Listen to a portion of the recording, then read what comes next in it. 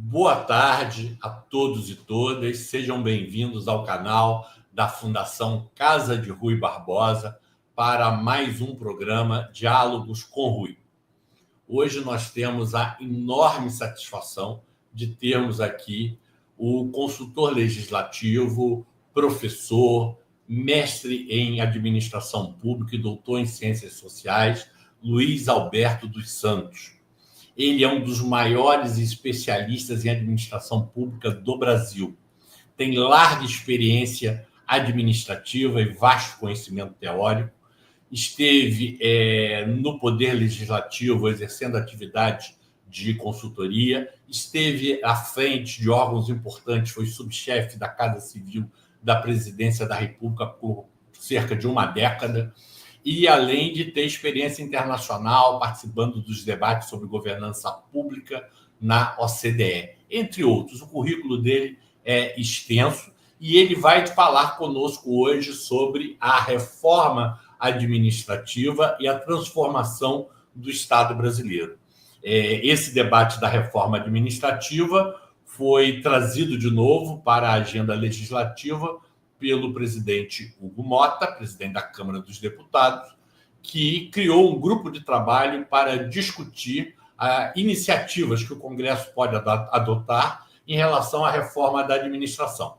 E esse grupo de trabalho tem como relator o deputado do Rio de Janeiro, Pedro Paulo, do PSD carioca, e até onde nós sabemos, ainda não há um relatório público disponível acerca do que será proposto pelo deputado Pedro Paulo. Mas há muita informação através de jornais, por meio de eventos já ocorridos para debater o assunto, e teremos aqui, então, o Luiz Alberto para nos esclarecer sobre isso.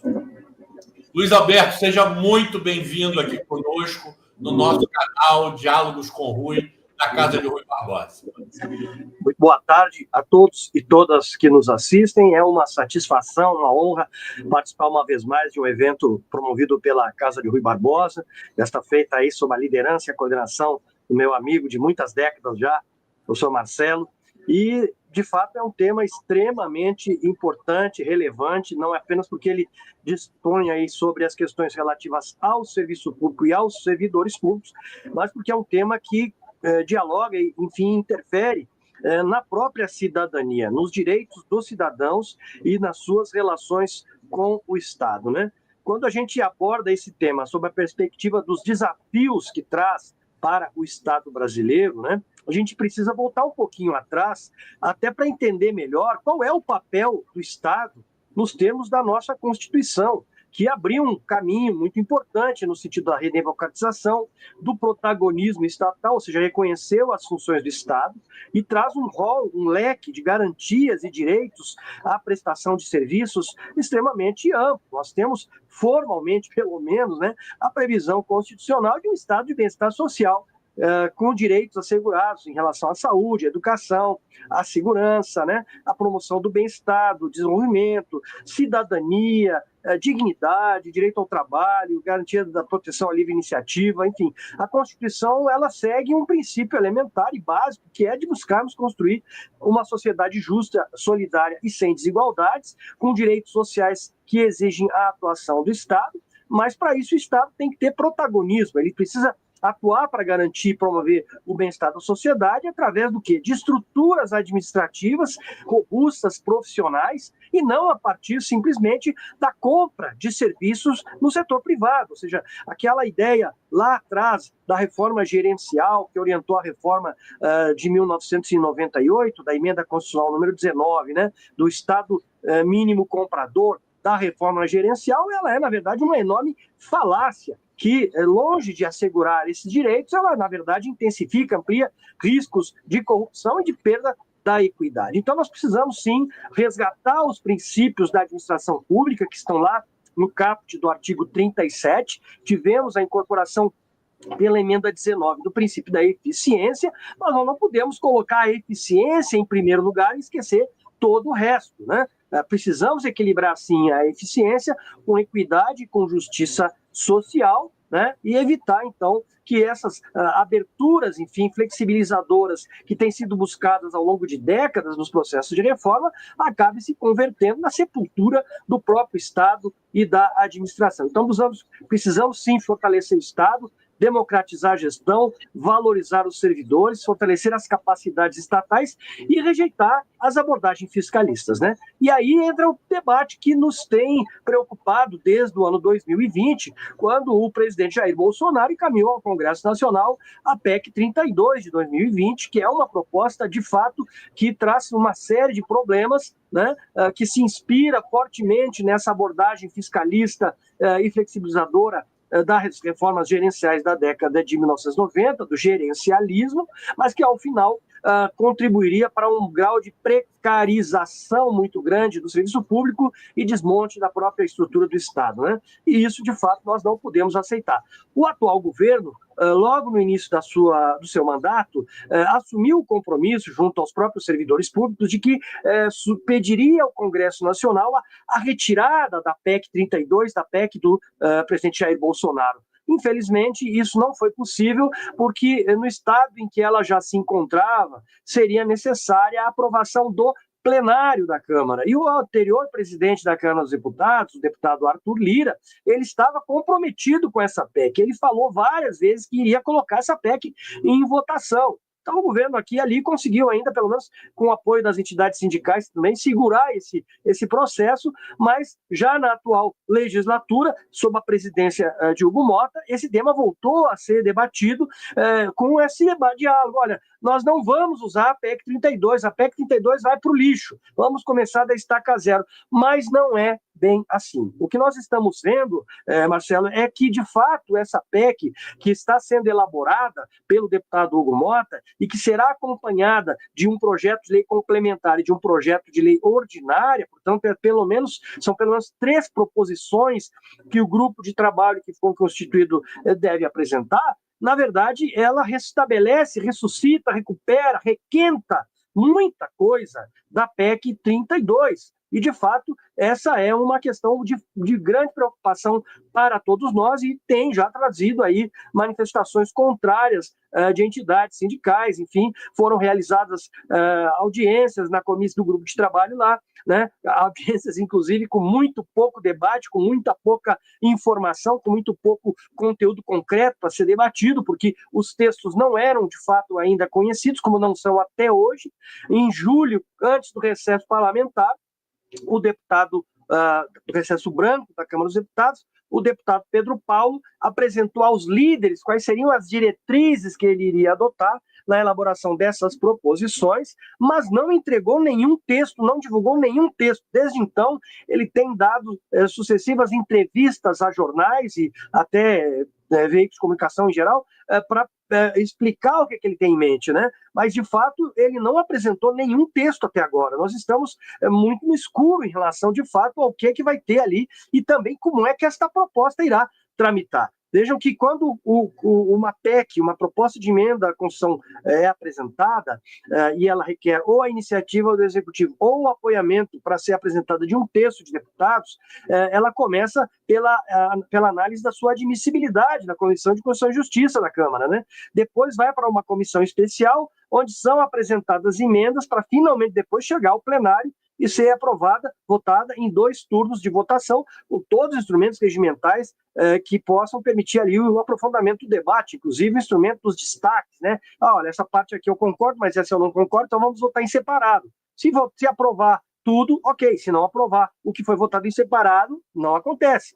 Aí a gente vê como tem acontecido, às vezes, algumas espertezas. Agora mesmo, na PEC da blindagem, ocorreu um episódio em que um dispositivo foi destacado, foi rejeitado, mas voltou.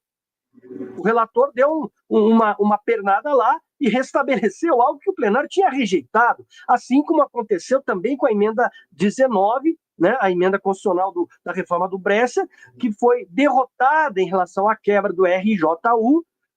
O Supremo Tribunal Federal reconheceu isso em 2007, mas quando foi agora, no final do ano de 2024, o Supremo retomou o julgamento e, num voto do ministro Gilmar Mendes, que é o decano e que antecipou o seu voto, houve uma reversão desse entendimento, derrotando-se o voto da ministra Carmen Lúcia, que validava a decisão adotada em 2007, que reconhecia que não era possível fazer esse tipo de manobra. Então, o que é que nós temos hoje? Um vácuo constitucional em relação à questão do regime jurídico único. Ou seja, nós não temos mais na Constituição uma regra que nos garanta o regime jurídico único, e isso abre caminho aí para que, por leis ordinárias, estados, municípios e a própria União possam implementar regimes jurídicos diferenciados e não apenas o regime jurídico de emprego público. Não apenas esse, pode surgir aí regimes híbridos e aí realmente vai ser um problema muito sério. Nós temos aí algumas questões importantíssimas no curso desse debate, do grupo de trabalho da reforma administrativa e das propostas que o relator veio a, então, elaborar e divulgar em entrevistas e debates. Não houve, de fato, ainda a apresentação formal de nenhuma dessas proposições. Aliás, há um aspecto crítico aí de natureza constitucional, que é o seguinte: um projeto de lei ordinária que trate de administração pública, regime jurídico, direitos, etc., ele depende de iniciativa do presidente da República. Ou seja, não pode o relator apresentar um projeto, o governo teria que apresentar, sob pena dele ser declarado inconstitucional. Tampouco pode apresentar um projeto de lei complementar, porque a Constituição não exige, não prevê lei complementar para tratar desses assuntos. E uma PEC que venha a abrir caminho para isso precisaria ser previamente aprovada para depois, então, de promulgada, essas proposições poderem tramitar. Essa matéria PEC pode, inclusive, ser objeto aí de uma malandragem regimental, no sentido de que se apresente uma PEC com apoiamento de parlamentares, não pode ser só o relator, ele teria que ter apoiamento de 1/3 de parlamentares da Câmara, para que ela seja, então, apensada a uma outra PEC que já esteja pronta para ser votada, ou seja, que já esteja preparada para a ordem do dia, mas esteja lá no gavetão, né, para que, então, ela seja votada direto em plenário, sem debate prévio na comissão especial. Então, isso é um perigo enorme. Nós podemos aí ser atropelados por um arranjo, já que o presidente da Câmara, esta semana, inclusive, ele disse isso, num evento aí do grupo de empresários, LIDE, né, onde ele disse: olha, vamos superar a pauta tóxica da anistia, da blindagem, para que nós possamos entrar nas pautas que interessam ao país, entre eles a reforma administrativa. Então, na cabeça dele, a reforma administrativa é a salvação da lavoura, né? E, aliás, reforma é um nome muito bonito para a gente usar em situações realmente específicas, né? Eu pego um prédio demolido, reformo para ele ficar funcional, para ele ficar melhor. Mas não, vamos transformar o Estado. Não, então vamos transformar o Estado numa coisa nova, futurista, né? Moderna. Na verdade, nós não estamos vendo nada disso. Nós estamos vendo aí um processo de precarização e desmonte da própria administração pública que vai realmente precisar ser examinado com muita cautela. Luiz, nós temos, então, o seguinte: nós temos um histórico que inspira um certo temor por conta do que aconteceu com a discussão da PEC 32 e das diretrizes da PEC 32. De certa maneira, parece haver uma certa nostalgia de se retomar alguns daqueles temas. Um tema que sempre é lembrado como se fosse uma espécie de bicho-papão é a questão da estabilidade casada com o regime jurídico único. Mas você mesmo já colocou que o regime jurídico único hoje já não é mais uma determinação constitucional depois da recente decisão do Supremo. Ou seja, ele existe hoje em lei, mas a figura do titular do cargo efetivo, ela pode ser hoje complementada com a figura do empregado público, né? O seletista do setor público. Claro que ele pode discutir a questão de custo. Mas, além disso, nós sabemos também que essa rigidez na gestão do RH público é um pouco ficta, porque, para além dessas possibilidades, nós hoje já temos bastante flexibilidade em termos da contratação de terceirizados e temos também, pelo menos no nível federal, bastante flexibilidade de respeito à contratação de temporários, né? Então, eu queria que você aprofundasse um pouco essa discussão, mostrando que tem aí alguns aspectos que não se justificam. Quanto a esse ponto que você levantou, dos temores, eu fico preocupado. O deputado Pedro Paulo votou a favor da PEC da bandidagem, que o Supremo ficou de errar hoje, viu? E aquela PEC é tudo menos uma iniciativa democrática, republicana, de progresso social. Então, eu confesso para você que eu fico muito preocupado com o que pode vir por aí, e, nesse sentido, eu partilho dessas suas preocupações. Mas, veja, o entrevistado é você, eu já estou falando muito, por favor, vamos avançar na nossa conversa. Eu queria até registrar o fato de que o deputado Pedro Paulo, do PSD do Rio de Janeiro, que é, inclusive, vice-líder do governo na Câmara dos Deputados, é um deputado cuja orientação, cuja trajetória é muito associada a medidas fiscalistas, medidas de controle de gasto, redução de gasto, de retirada de direitos e tudo mais.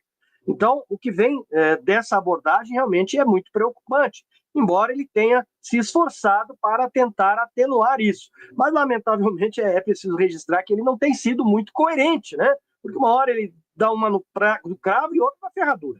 Sobre a questão das contratações temporárias, Marcelo, de fato, nós tivemos aí ao longo dos últimos 12, 13 anos um crescimento vertiginoso, e isso aumentou muito, muito mesmo, foi depois da pandemia. Tá? A pandemia abriu espaço, inclusive, para contratações temporárias emergenciais, né, para atendimento de necessidades na área da saúde, mas depois disso a gente observa que houve uma explosão do número de servidores temporários nos 3 níveis de governo, em especial nos municípios. Nos municípios quase dobrou, ou até mais do que dobrou, em alguns casos, o número de temporários. E na esfera federal, embora esse número tenha sido menor, nós temos um quantitativo realmente muito significativo. Mais de 10% da força de trabalho federal é de trabalhadores temporários. E isso é muito presente nas universidades, o programa Mais Médicos, várias situações aí têm levado à utilização dessas tentativas de ampliação da contratação temporária. E o relator falou que vai colocar isso na proposta, ou seja, ele quer ampliar as regras para a contratação temporária, ainda que estabelecendo aqui e ali, por exemplo, um limite de 5 anos nos contratos temporários. Hoje, infelizmente, como não existe um limite constitucional, as leis vão sendo aprovadas para prorrogar contratos. Nós temos casos de gente que fica mais de 10 anos contratado temporariamente. Ele quer garantir direitos trabalhistas para as contratações temporárias, como, por exemplo, a licença maternidade, adicional de férias, né, para contratos com mais de 12 meses. Ele quer criar um cadastro nacional de contratos temporários para que todos os entes federativos possam recorrer a uma espécie de concurso nacional unificado ou um processo seletivo nacional unificado, né? Mas nós temos, de fato, hoje já mais de 1/4 da força de trabalho pública de natureza temporária. Além da temporariedade dos próprios contratos firmados pelos órgãos da administração, nós estamos vendo crescer de forma exagerada aquilo que eu chamo de fuga para o regime privado. Por exemplo, a criação de serviços sociais autônomos para prestar serviços públicos, por exemplo, na área da saúde, né? Além da própria utilização de empresas estatais, como foi o caso da criação da EBSER, Empresa Brasileira de Serviços Hospitalares, que passou a permitir contratação de pessoal fora do regime jurídico estatutário. Então, praticamente na saúde, no âmbito federal, não se tem mais contrato de servidor para a área da saúde que não seja pelo regime de emprego, né? Temos ainda algumas outras instituições, serviços sociais autônomos, né, como é o caso da Agência Brasileira de Desenvolvimento Industrial, a Apex-BR, né, temos aí a Anater, né, e nos estados, então, isso virou uma verdadeira doença, né? E o que essas entidades têm de bom para quem governa, né? Flexibilidade, que não estão sujeitas às mesmas regras de controle, de transparência, de salário, né? Os seus salários não passam pelo legislativo, os seus empregados não têm nenhuma forma de estabilidade, e os salários dessas entidades, vejam só, eles são de 50% a 100% superiores, no caso dos cargos de direção, aos salários que são pagos para os cargos comissionados executivos e funções comissionadas executivas das autarquias, fundações e ministérios. Então, por exemplo, se eu comparar o que paga um cargo comissionado no INSS, na Fiocruz ou no IBAMA, o mesmo cargo, para exercer a mesma função e num ambiente, num conjunto de competências muito menor, paga 50% a mais, em média. Então, realmente, é muito tentador fugir para essas soluções. Temos ainda o problema das organizações sociais e da possibilidade de, finalmente, aí, ter uma regulamentação do Instituto das Fundações Públicas de Direito Privado, há um projeto tramitando no Congresso, vários estados já legislaram sobre isso. Então, sim, já existem muitas brechas que permitem a contratação de empregados públicos ou a utilização de entidades fora do próprio orçamento público ou que não estão sujeitas às regras de transparência e controle, como forma de flexibilizar e ampliar, em alguns casos, a prestação de serviço, mas também com enormes riscos, né, no que se refere à própria moralidade, transparência, enfim, e regularidade. Nós temos, claro, que também olhar para um outro elemento crítico que vem sendo destacado nesses debates, que são os chamados supersalários. Isso seria, de certa forma, até a cereja do bolo, né? Algo que dá legitimidade a esse debate, essa PEC, essa proposta. Nós temos um debate interrompido por conta da não regulamentação do teto remuneratório, fixado já pela emenda constitucional número 19, depois alterado pela emenda constitucional número 45, né? Recentemente também alterado pela emenda constitucional número 136, mas que tem permitido que verbas indenizatórias sejam pagas fora do teto constitucional. Esse teto constitucional é de pouco mais de 46 mil, né? Aqui é a remuneração dos ministros do Supremo Tribunal Federal. Esse teto deveria valer hoje, se tivesse sido corrigido pela inflação, mais de 74 mil reais, mas realmente sofreu uma defasagem muito grande, e isso tem levado a que membros da magistratura, do Ministério Público, mas também de carreiras no próprio Poder Executivo, seja federal, estadual e até municipal, mecanismo para burlar o teto, para correr por fora desse teto, né? E isso envolve a questão, por exemplo, e o relator tem falado disso, né, de como classificar e limitar essas parcelas indenizatórias, que no caso da magistratura, tem permitido aí que um contingente muito significativo de magistrados, em alguns tribunais isso é 100%, 90% dos magistrados, estejam percebendo remunerações bem acima do teto, 60, 65, 70, até 100 mil reais líquidos por mês, né? Também temos um caso concreto que o relator, inclusive, disse que vai alterar a regra para limitar e reduzir, que é o caso dos honorários à advocacia pública. Vejam, desde que em 2017 entrou em vigor o pagamento de horários sucumbenciais para os advogados públicos federais, já foram gastos até junho desse ano com essa vantagem 14 bilhões e 800 milhões de reais para beneficiar em torno de 12.500 advogados públicos. Recentemente, isso foi amplamente divulgado pela imprensa, né? Os advogados públicos federais receberam no mês de junho mais de 307 mil reais apenas naquele mês, né? Com base em saldos, recursos disponíveis no fundo lá, que é utilizado para essa finalidade, mas que, na verdade, tem sido usado para o pagamento de benefícios que não são honorários sucumbenciais, como o complemento de auxílio alimentação, complemento de auxílio saúde, até gratificação natalina. Houve uma ação civil pública que está sendo apreciada pela Justiça Federal aqui no Distrito Federal, do Ministério Público Federal, e que tenta, enfim, botar um freio nessas questões. Mas essa questão dos limites a essas situações estapafúrdias de excesso e até de abuso não pode, claro, servir de pretexto para que nós deixemos passar uma PEC que traz muitos problemas em relação, por exemplo, à questão da gestão de carreira no serviço público, que tentará estabelecer algumas regras muito rígidas no sentido da homogeneização até mesmo salarial. Né? Se nós examinarmos a questão da estabilidade, o relator tem tentado amenizar, dizendo, não, eu não vou mexer na estabilidade. Mas na medida em que o regime jurídico nunca acabou, isso pode acabar sendo restrito a um contingente que hoje seria de cerca de 10% dos servidores públicos apenas. Ou seja, aqueles que exercem as chamadas atividades típicas ou exclusivas de Estado, né? Então, 90% dos servidores ficariam sem estabilidade, ou pelo menos não com a garantia formal que nós temos hoje na Constituição da Estabilidade, né?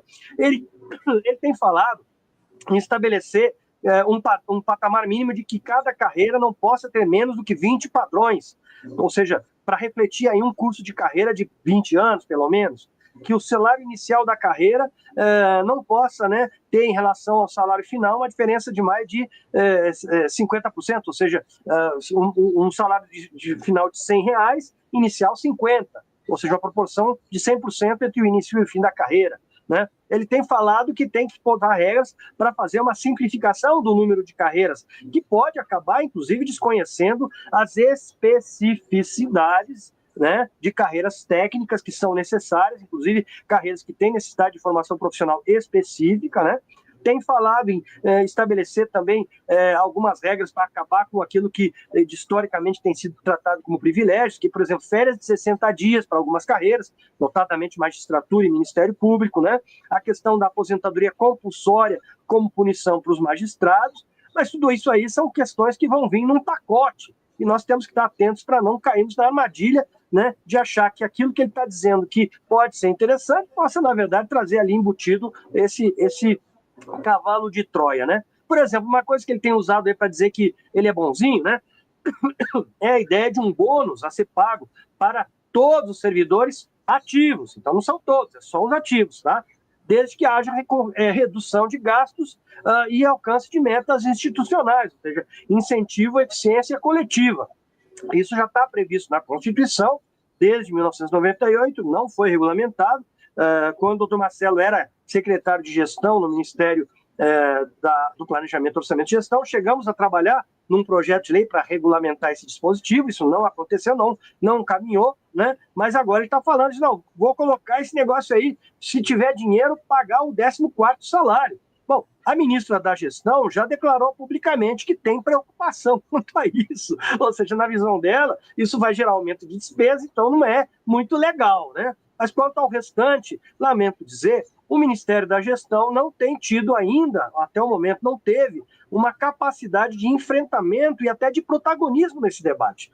Vejam que essa discussão deveria estar sendo conduzida pelo Ministério, com uma proposta do Executivo. Infelizmente, essa proposta nunca veio à luz, nunca foi elaborada, e na sua manifestação perante a comissão, o Grupo de Trabalho Interministerial, a ministra Esther Dweck fez uma apresentação maravilhosa, diz, olha, meu Deus do céu, nós já reformamos tudo, está tudo lindo e maravilhoso. Não é verdade. Infelizmente, não é verdade. A gente está vendo, a qualidade dos serviços públicos não está tão boa quanto deveria, né? Também temos vários problemas na esfera do controle, da gestão, até mesmo de cumprimento de regras básicas de transparência. A lei de acesso à informação está sendo descumprida diariamente. Eu mesmo já tive experiências dolorosas de fazer requerimento de informação ao governo e simplesmente ser ignorado. Então, não há tanto a se comemorar assim. Mas o fato é que, infelizmente, o Ministério optou por uma linha de não enfrentamento, né, e tem permitido que esse debate flua sem a necessária transparência e sem a necessária participação de todos os atores envolvidos. Esperamos, claro, que isso possa ainda ser corrigido, né, na medida em que o governo, ao se defrontar aí sim com uma proposta concreta, um projeto, uma PEC, um projeto complementar, que ele diga, olha, com isso aqui eu não concordo. A minha proposta não é essa. E aí, claro, se ele o fizer, nós vamos ter condições de opinar e de interferir nesse debate. Mas realmente nós estamos diante de uma encruzilhada, porque há necessidade, sim, de melhorar a qualidade da gestão pública, dos serviços públicos, de se fortalecer a profissionalização do serviço público, de reduzir, inclusive, né, o excesso de cargos comissionados que ainda existe na administração pública, nos 3 níveis de governo, né? É preciso ter regras mais rígidas em relação à utilização de cargos comissionados, mas nós não podemos cair na armadilha de reformar a Constituição, reformar a administração pública na perspectiva da precarização, da redução de direitos e garantias aos servidores públicos, na perspectiva fiscalista de redução de gastos, ou, pior ainda, né, na perspectiva fiscalista de transferir para o privado o recurso público, na perspectiva de que o privado é sempre melhor. E as experiências já exaustivamente mostraram que não é assim. Você colocou muito bem, Luiz, que só excepcionalmente o nome de uma reforma administrativa efetiva justificaria mexer na Constituição. Ela é basicamente, se tiver que se fazer algo, uma agenda a ser tocada através de legislação, principalmente legislação ordinária. E também, é claro, a gente sabe, a gente tem toda essa experiência de anos de administração, que muito do que precisa ser feito para melhorar a administração depende daquele microgerenciamento cotidiano, melhorar as condições gerais de gestão na sua prática cotidiana. Agora, há um argumento sempre, o argumento fiscal. Agora, esse argumento no nível federal, lá atrás, já não se justificava. A gente já desmontou o mito do inchado, né, da administração pública federal inchada. Isso não procede. Nós hoje temos um quantitativo de servidores públicos que equivale ao que nós tínhamos na União, no governo federal, pelo menos, equivale ao que nós tínhamos em 92, e a despesa global com o pessoal, que já representou algo em torno de 5% do PIB nos anos 90, hoje caiu para quase a metade. Eu acho que está em torno da metade, segundo eu vi, a última vez que eu conferi. Então, 3,5%. 3,5%, né? Então, era a metade, mas caiu bastante, em termos de proporção do PIB. Né? Então, a gente vê que houve uma queda no quantitativo de servidores, houve uma flexibilização do regime, houve uma queda na despesa global enquanto participação do PIB ao governo federal, né? E essas realidades parece que são um pouco ignoradas no debate. Eu simpatizo com a postura da ministra Dweck, porque ela diz que é melhor evitar um debate constitucional e encaminhar o debate naquilo que couber através de leis específicas. Quando for lei complementar, ok. Quando for lei ordinária, ok. Mas um debate mais fatiado. E também há uma discussão interna no Ministério sobre uma possível lei orgânica da administração pública federal. Da administração pública, não é federal, do conjunto da administração. Um debate que a gente sustentou lá atrás, quando eu estive também, você lembrou que eu fui secretário de Estado lá, pelo menos uns 20 anos atrás, a gente discutia já esses assuntos, e esse é um debate que também está sendo, que foi retomado, né, pelo Ministério através de uma comissão específica. Não seria um caminho mais razoável avançar nesse nível da legislação e fugir dessas panaceias constitucionais de resultado duvidoso? Claro, e nós temos também que levar em conta as autonomias dos entes subnacionais. Não podemos querer cair na armadilha novamente, né, do Estado Novo. Getúlio Vargas, quando implantou o Estado Novo, o que ele fez? Ele centralizou. O governo federal é quem dava as regras. Hoje isso não é mais possível e a Constituição dispõe lá de meios e princípios para evitar que haja grandes dificuldades ou pelo menos abusos em relação a questões administrativas. Mas nós não podemos querer tirar a autonomia dos entes subnacionais no que se refere à sua organização. Ocorre que esse é um tema que envolve, claro, né, necessidade de uma legislação orgânica que não existe no Brasil. O que temos mais perto disso ainda é o Decreto-Lei 200, e o governo federal, em alguns momentos, chegou a cogitar de retomar essa discussão lá atrás. Não foi possível, porque as propostas sobre a mesa eram de baixíssima qualidade técnica, né? E agora há um grupo de trabalho constituído não pelo Ministério da Gestão, mas pelo Advogado-Geral da União, do qual o Ministério da Gestão participa, que já está aí há bastante tempo, né? Parece que está concluindo agora, trabalhando na elaboração de uma proposta de lei, de projeto de lei, que disporia sobre essas questões. É óbvio que é uma lei ordinária, e uma lei ordinária não sobrevive por muito tempo, basta que surjam necessidades e condições, e ela pode ser alterada por outro governo, em qualquer momento, por uma lei ordinária. Para que ela venha a ter status de lei complementar, é necessário que se inclua isso na Constituição. Por isso que eu falava, aquela questão do que vai entrar ou não nessa PEC, né? Isso já estava na proposta do relator da reforma administrativa da PEC 32, né? De ter normas gerais em lei complementar dispondo sobre esses temas na Constituição, mas não temos ainda. Então, se vier a ter, isso vai abrir caminho para uma lei nacional complementar que possa dispor sobre essas regras, né? Mas até o momento não existe essa previsão na nossa Constituição. Falasse muito bem em relação ao debate sobre gasto com pessoal. Hoje nós estamos gastando com os servidores públicos no nível dos 3 poderes um pouco mais do que o limite estabelecido pela lei complementar número 101. A lei complementar 101, a lei responsabilidade fiscal, ela estabelece limites de gasto com pessoal por poder e por nível da federação. E esses limites estão muito acima hoje do que está sendo efetivamente gasto. Também em relação ao emprego no governo geral, como percentagem do emprego total no Brasil e no mundo, né, nós temos tido nos últimos 4, 5 anos um percentual mais ou menos estável de 12% aproximadamente da força de trabalho no Brasil composta por servidores públicos, servidores estatutários ou empregados públicos, né? Isso é bem menos do que a média da OCDE. Segundo o último relatório, Government at a Glance, os países da OCDE, na média, o percentual é de 18%.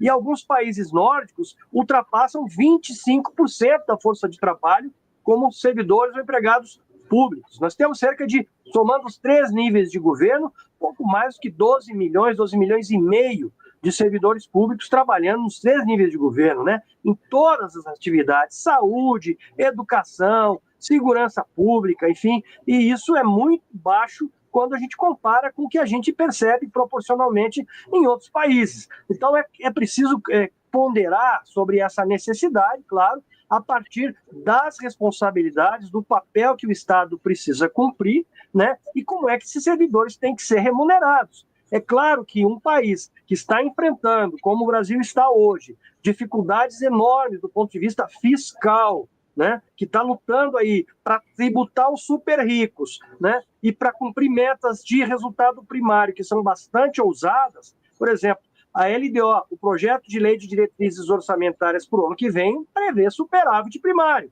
Esse ano prevê déficit zero. Vejam que para cumprir déficit zero, o governo teve que cortar praticamente no osso, reduzir gastos, contingenciar. Agora mesmo houve aí um contingenciamento novo, né? Os ministérios estão tendo que dar, não é em pingo d'água para poder funcionar.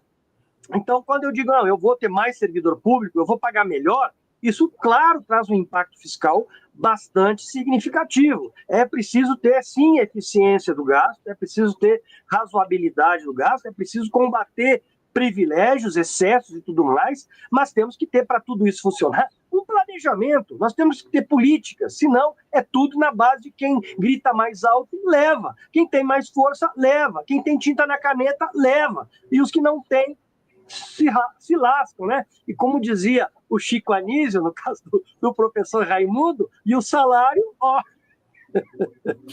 Olha só, Luiz, e o que me chama a atenção também é que nesse debate não se inclui o debate das políticas públicas e do planejamento público no que diz respeito às entregas que o Estado tem que fazer para melhorar a vida dos cidadãos. E o que nós temos hoje é que o orçamento secreto e as regras de execução orçamentária das emendas parlamentares que são compulsórias são exatamente a antítese do que a gente precisaria em termos de transparência, em termos de eficiência, em termos de promoção de políticas públicas e de respeito ao planejamento.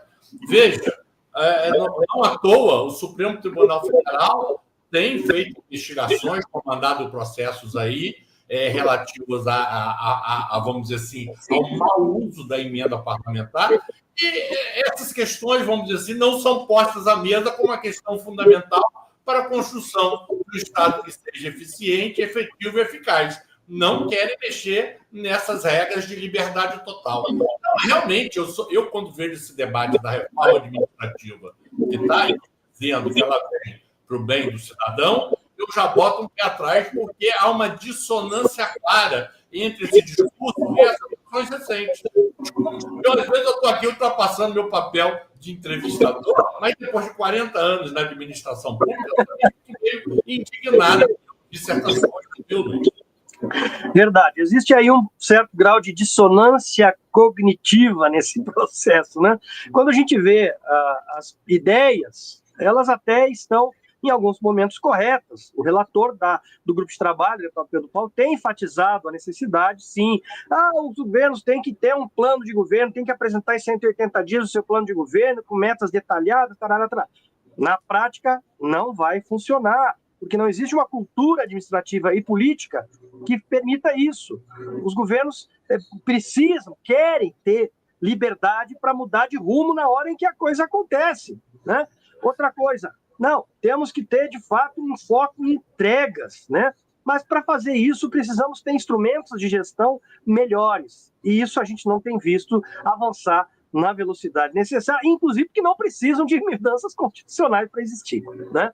muitos estados e municípios têm buscado, sim, experiências importantes, né? Modernizar sua gestão, utilização da tecnologia, e isso é um fator relevante hoje, né? Inclusive, saiu uma reportagem recente mostrando a preocupação dos países, né, com a substituição da mão de obra por tecnologia, por robôs, inteligência artificial. E o Brasil é um dos países que está ali no meio, onde os cidadãos não têm tanto medo assim da sua substituição por uma tecnologia, por um robô, por uma inteligência artificial. Em países como a Índia, no entanto, há um verdadeiro pânico com isso, né? E em outros países não há, assim, o Japão, surpreendentemente, a preocupação com isso é muito baixa. Mas nós estamos numa fronteira em que realmente, cada vez mais, a tecnologia vai entrar em campo para atender às necessidades da sociedade. Mas isso precisa ser feito com cuidado, precisa ser feito com cautela, com profissionalismo e com seriedade. Não é simplesmente colocar um aplicativo, não é simplesmente colocar um robô lá no chat do site A, B ou C do Ministério, não é simplesmente abrir um portal e depois a gente vê que aquilo tudo lá, na verdade, é só para inglês ver. Então, é um processo complexo que envolve inúmeros fatores e precisa também haver, sim, a consulta à sociedade. Sim, Luiz. E na questão do atendimento ao cidadão, nós temos que reconhecer a diversidade do público brasileiro, da clientela brasileira. Nem todo mundo tem domínio e acesso aos mecanismos mais modernos, digitais, para utilizar os serviços digitais. Nós temos feito, de fato, uma verdadeira revolução na área digital, mas nós temos que estar conscientes dessas limitações e da dificuldade, né, para vastos segmentos da população do uso de certos recursos digitais, porque essa é a nossa realidade, uma realidade bastante assimétrica. Também, Luiz, quem está no nosso dia a dia da administração sabe o quanto a gente faz das tripas coração para poder realizar qualquer coisa, dada as oscilações, os saltos carpados cotidianos em relação às regras de execução orçamentária e financeira, né? Cada dia tem um nome novo, né? O contingenciamento ganha um nome novo, mas é basicamente um conjunto de ações que dificultam a nossa ação no dia a dia. E se nós aqui, numa minúscula entidade pública, temos as dificuldades que temos, imagino em órgãos que têm responsabilidade de executar políticas muito mais substanciais, formosas em termos de recursos e complexas em termos da articulação da política pública, as dificuldades inerentes a esse processo. Luiz, a conversa está ótima, mas nós temos que começar a caminhar para o fim. Esse programa, ele, de certa maneira, ele suscita mais questões do que pretende responder e tem por objetivo despertar a curiosidade do nosso público sobre essas grandes questões. Eu passaria para você, para suas considerações finais, quais são os nossos desafios para o Estado brasileiro, quais os riscos. Olha aí sua bola de cristal, o que você está vendo pela frente? Olha, é bem complicado a gente falar, né, porque os desafios são enormes. O Brasil ainda é um país extremamente desigual, com uma concentração de renda muito alta e uma renda média muito baixa, né? Ainda temos, e quem passou pelos cargos que o Marcelo passou, que viu de perto isso tudo, né? Nós ainda temos uma taxa enorme de trabalhadores na informalidade, né? Ainda temos uma cultura no serviço público que não é exatamente uma cultura do mérito, do sistema do mérito. É só ver aí a quantidade de leis que o Supremo Tribunal Federal tem que declarar inconstitucionais, porque ferem o princípio elementar do ingresso por concurso público, né, do provimento derivado, né. Temos esses episódios dramáticos aí da utilização quase patrimonialista ou patrimonialista mesmo do recurso público através do processo orçamentário, da baixa transparência, né, da forma como os nossos representantes eleitos se comportam em relação a isso, o clientelismo, o patrimonialismo, tudo isso ainda está extremamente presente, e isso sim é causa de grande atraso, não apenas institucional, mas atraso político, atraso econômico e também atraso cultural. O presidente Lula ontem destacou um aspecto importantíssimo na Assembleia Geral das Nações Unidas, né, que foi o Brasil ter conseguido sair do mapa da fome. Isso só acontece quando há políticas públicas sólidas, políticas públicas que requerem a atuação do Estado, fomentando e executando a própria política. Não se trata simplesmente de jogar dinheiro de helicóptero, né, para o cidadão. Não, é preciso planejar, é preciso organizar, é preciso executar e com capacidade e com eficiência. Então, nós precisamos, sim, investir nessas questões. Uma gestão democrática, profissional, com estabilidade para os servidores, com a observância do princípio da isonomia, com transparência, com incentivo à participação social, que precisa ser institucionalizada. Hoje nós temos essa participação muito dependente do governo de plantão. O governo Lula sempre valorizou, mas quando entrou o Bolsonaro, o que ele fez? Acabou com tudo.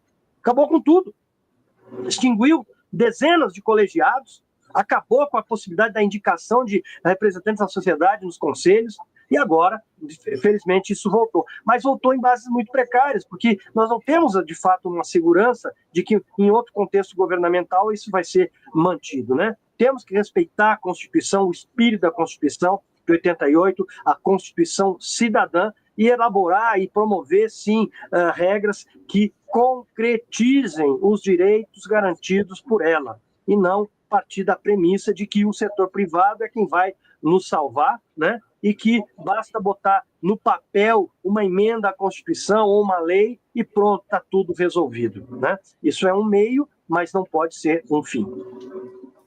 Ótimo, Luiz. Muito obrigado por tê-lo aqui. Continuamos aí com esse desafio de pensar um Estado capaz de tocar a agenda do desenvolvimento sustentável, a agenda da justiça social, com governança democrática, né, com respeito à diversidade e com essa capacidade de ouvir a sociedade. A sociedade precisa se mobilizar mais, viu? As manifestações de domingo passado já produziram bons resultados. Tinha gente com o ouvido aberto lá em Brasília. Eu acho que tem que fazer mais barulho para que fiquem mais responsivos a essas demandas do interesse público, né, do bem comum, da prestação, no caso da nossa reforma do Estado, da reforma administrativa, da prestação de bons, mais serviços para a nossa sociedade. E vamos de olhos abertos para ver o que vem por aí. Isso. Agradeço muitíssimo por você ter estado aqui conosco. Espero tê-lo de novo na Casa Rui, participando de mais eventos nossos, virtualmente ou presencialmente. Bem, ficamos aqui então, querido. Esse programa, eu agradeço ao nosso público por ter nos acompanhado até este momento. Agora, no próximo dia 14 de outubro, nós teremos aqui um convidado também, como sempre, pessoas de enorme saber e conhecimento na área, o professor e pesquisador Helmut Schwazer, chefe da área de proteção social, estatísticas e atuária da Organização Internacional do Trabalho, foi secretário também de Previdência Social e secretário do Bolsa Família no Brasil, e ele estará aqui conosco no dia 14 de outubro para falar sobre o relatório que ele apresentou aqui no Rio de Janeiro, durante o G20, sobre os desafios da Seguridade Social no mundo e também aqui os desafios da proteção social no Brasil. Aguardo vocês, então, no dia 14 de outubro, às 14 horas, aqui com Helmut Schwazer. Obrigado, tchau, boa tarde.